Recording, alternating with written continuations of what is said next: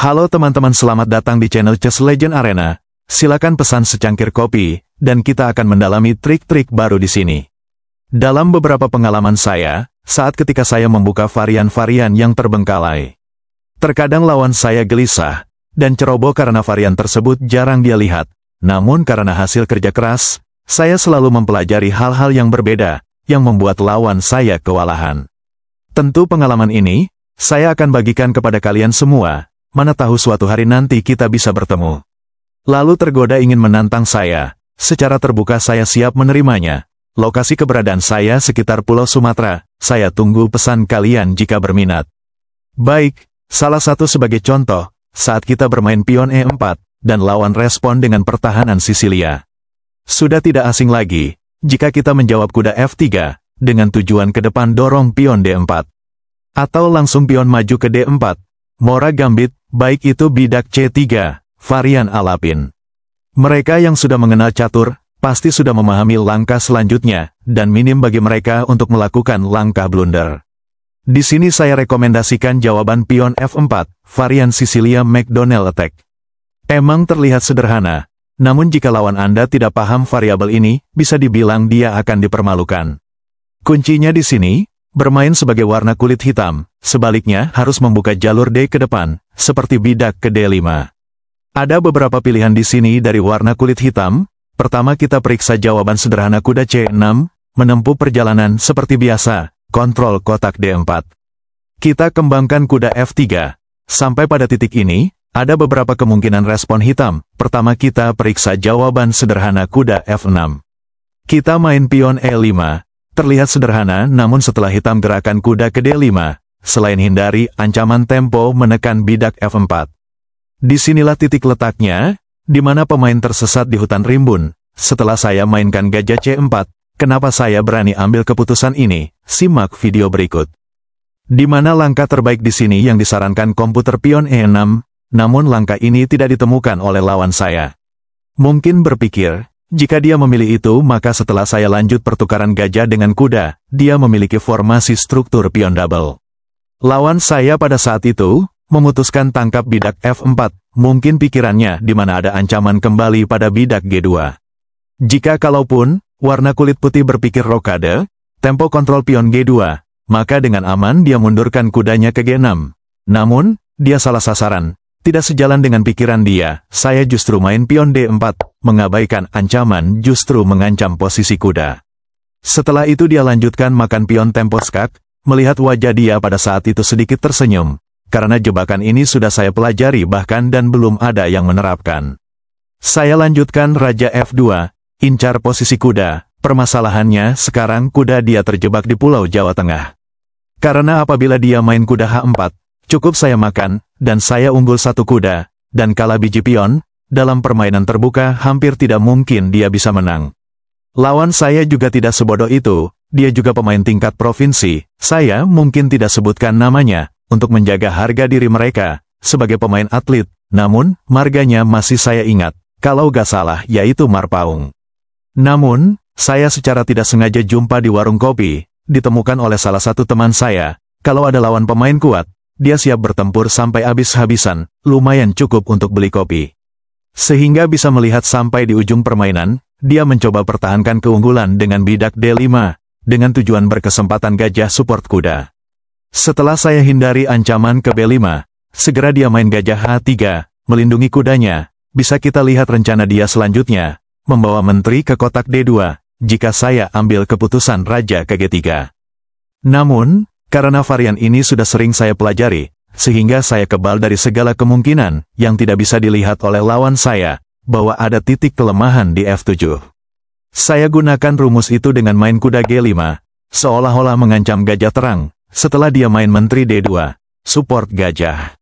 Saya lanjut menteri H4, menekan pion F7, dan gajah terang secara bersamaan.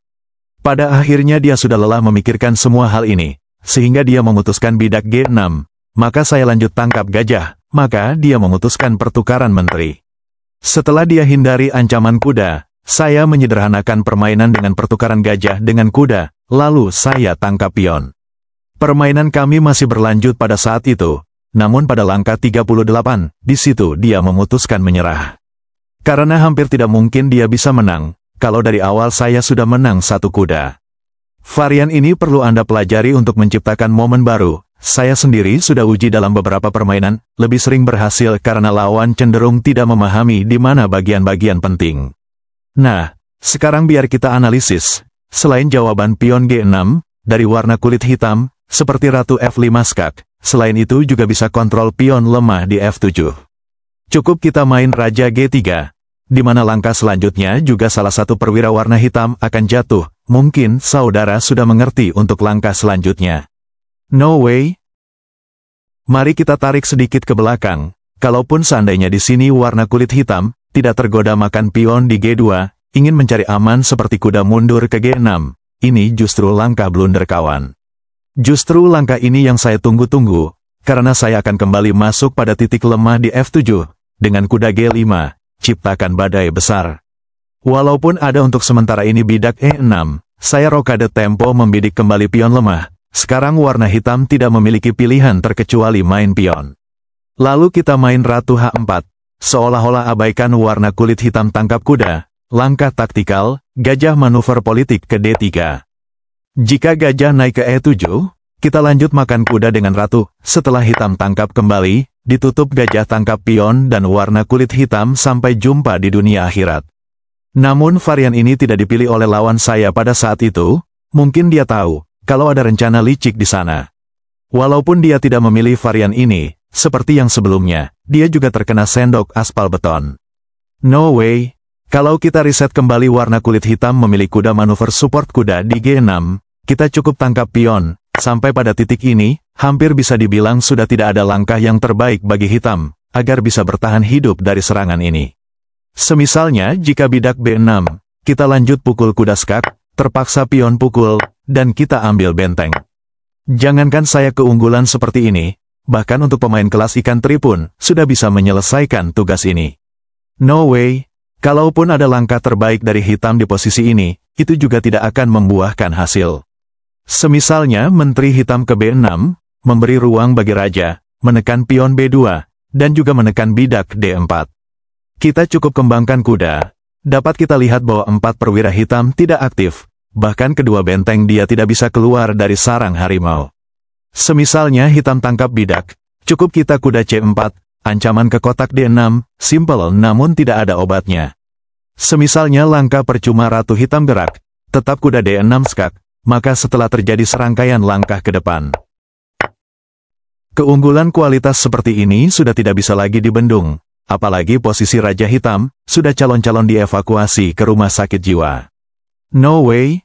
Mari kita kembali ke posisi ini, sekarang kita bicarakan jika warna kulit hitam tidak tergoda makan bidak F4. Walaupun itu jarang ditolak, namun kita persiapkan payung sebelum hujan tiba. Kalau seandainya warna kulit hitam memutuskan kuda manuver ke C7, jika itu dipilih lawan, maka Anda sudah siap lepaskan rudal balistik gajah tangkap pion skak.